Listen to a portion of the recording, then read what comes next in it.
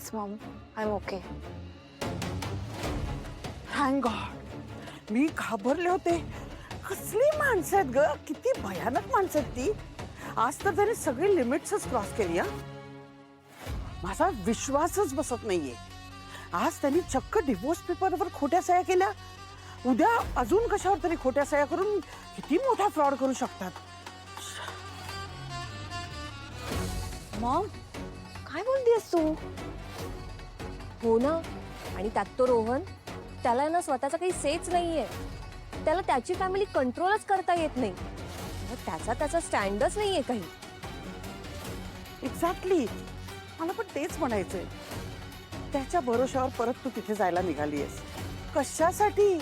का म्हणजे बघ, तोच जर तुझी बाजू घेणार नसेल तर त्या लोकांमध्ये तुझा कसा निभाव लागणार? मॉम कम ऑन आणि रिलॅक्स जरा. I am not a kid anymore, okay? Adhira काय आहे हे रोहनला चांगलंच माहिती आहे, so you don't worry. Just chill, okay?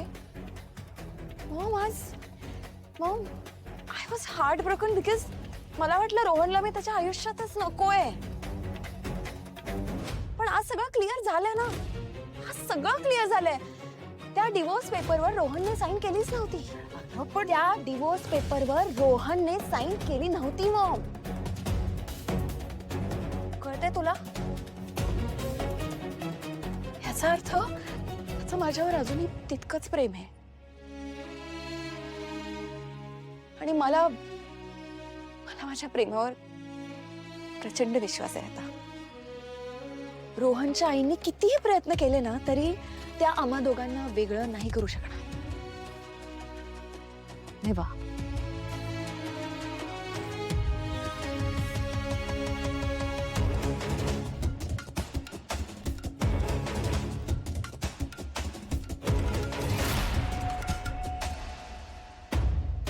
Swanandi, तुला आठवतंय त्या दिवशी श्वेता सांगत होती की काही बायकांनी तिच्यावर हल्ला केला होता. ते कसं विसरेन मी? काय घाबरलो होतो आपण. पण थँक गॉड ती हार्ड ड्राईव्ह तिथेच होती. पण मला ना आजपर्यंत हे गूढच उलगडलं नाहीये की त्या बायका कोण होत्या, का हल्ला झाला. नाही, नंतर त्यावर आपण काही डिस्कशन केलंच नाही. कळते का तुला काय केलंस? खोट्या सह्या केल्यास तू. खोट्या. हा दिवस दाखवलास तू मला. हे असे संस्कार केले होते का मी तुझ्यावर? इथपर्यंत मजल गेली तुझी. अगं आजपर्यंत तुझे सगळे हट्ट पुरवले मी, सगळे. चांगल्या कॉलेजमध्ये तुला ऍडमिशन घेऊन दिली. अजूनही तू तुझ्या शिक्षणाला गांभीर्यानं घे ग. तुझ्या ताईसारखी शिकून चांगली मोठी हो, नोकरी कर, व्यवसाय कर. ठीक आहे, तुला नोकरी व्यवसाय करायचा नव्हता, तुला वेगळ्या क्षेत्रामध्ये रस होता, हरकत नाही, त्यासाठी सुद्धा मी तुला प्रोत्साहन दिलं. पण तू काय केलं? काय कमी केलं ग तुला? सांग ना, काय कमी केलं? एका बापानं आणखीन काय करायला हवं होतं? आणि तू त्या कोर्टाच्या कागदांवर खोटी सही केलीस. खोटी. अगं बाई, यासाठी तुला शिक्षा होऊ शकते. कळतंय का तुला? शिरतंय का डोक्यात? चुकून झालं बाबा. अगं बाई माझी, याला चूक म्हणत नाही. समजून उमजून केलेली गोष्ट असते ना, तर त्याला गुन्हा म्हणतात. गुन्हा. मागे सुद्धा कुणातरी एजंटला पैसे द्यायचे होते म्हणून तू घरातले पैसे चोरून नेऊन त्याला दिले होतेस. त्याच वेळी मी तुला बजावलं होतं की नाही? या बाईच्या पावलावर पाऊल ठेवून जाऊ नकोस. तिची पावलं नेहमी वाकड्या दिशेलाच चालतात. तू जरा सरळ चाल, नाहीतर हिच्यासारखी एक दिवस खड्ड्यात पडशील. तुम्ही दोघींनी ना मला तोंड लपवायला सुद्धा जागा ठेवली नाही ग. त्या अधिराच्या जीवाचं काही बरं वाईट झालं नाही म्हणून. तसं काही घडलं असतं ना तर त्याला तू जबाबदार असली असतीस. तू. कळतंय का? मी मुद्दाम नाही केलं बाबा, मला मम्माने सांगितलं करायला म्हणून. या बाईला तर मी आयुष्यात कधीही माफ करणार नाही. पण बाळा, तुझ्यासाठी अजूनही उशीर झालेला नाही. जरा स्वतःच्या डोक्याचा वापर कर. आपण काय करतोय, कुणाचं ऐकून करतोय याचा जरा विचार करत जा ना. तू काय लहान नाहीस का आता? या अशा चुका जर करत बसशील ना तर जेलमध्येच असशील ग.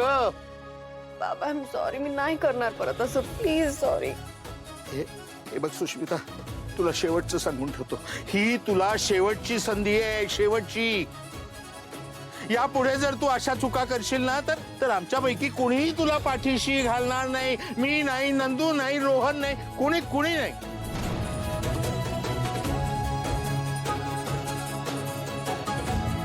प्लीज, म्हणजे त्याच्याकडे होती ना, मग कशावरून ती केबिन मध्येच आहे, घेऊन गेला असेल सोबत तर. शक्यच नाही. अंशुमन ती हार्ड ड्राईव्ह सोबत घेऊन फिरणे इतकं मूर्ख नाही. ती केबिन मध्येच असणार. पण तो घरी घेऊन जाऊ शकतो ना ती ड्राईव्ह. एवढी मोठी रिस्क तो घेणार नाही. म्हणजे एवढं सगळं झाल्याच्या नंतर जिथे तू सतत असतेस तिथे तो हार्ड ड्राईव्ह घेऊन नाही येणार. आणि तसंही अंशुमन काही साधा मुलगा नाहीये. म्हणजे ऑफिसचं काम संपलं की लगेच घरी निघून येईल असं नाहीये. त्यामुळे ती हार्ड ड्राईव्ह सोबत घेऊन फिरण्याची रिस्क नाही घेणार. हो, बरोबर बोलतोय आनंद. हार्ड ड्राईव्ह ऑफिसमध्येच आहे आणि तीही अंशुमनच्या केबिनमध्ये. आणि अर्थात अंशुमनच्या केबिनच्या ड्रॉवरच्या सगळ्या चाव्या मॅनेजरकडे, कारण मॅनेजर त्याच्या शब्दाबाहेर नसतो कधीच. मॅनेजरकडे का? हो, तो असं कुठेही का ठेवेल चाव्या? काय बेसिकली अंशुमनला त्याच्या ॲब्सेन्समध्ये त्याच्या केबिनच्या आसपास किंवा केबिनमध्ये गेलेलं आवडत नाही कोणी. त्यामुळे तो सतत CCTV ऑन करून बसलेला असतो, सतत चेक करत असतो. आणि शिवाय मॅनेजरलाही आजूबाजूला फिरकायला सांगत असतो. काय एवढा खजिना आहे त्यात माहीत नाही, पण फार लक्ष असतं त्याचं केबिनवर. नाही, पण मग असं असेल तर आपल्याला त्याच्या केबिनमध्ये घुसण्यासाठी काहीतरी करावं लागेल.